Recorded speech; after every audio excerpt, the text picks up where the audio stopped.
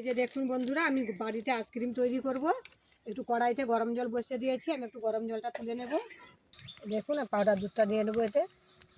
আমি এই যে দুধটা গুলে নেব, আমি দুধটা এতে ঢেলে নেব।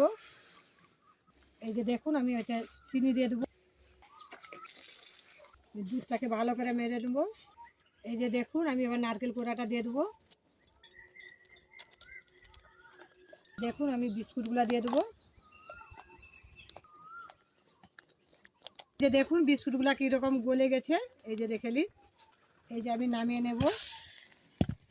আমি এবারে ভালো করে একটু ঠান্ডা করে নেব। আমি চিনি দিয়েছি, আপনারা পারলে বাতাসাও দিতে পারেন। এই যে দেখে নিন, আমি এবারে গ্লাসে দিয়ে দেবো।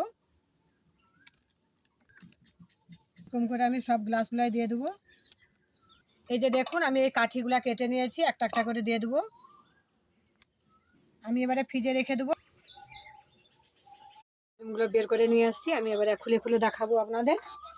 এই যে দেখুন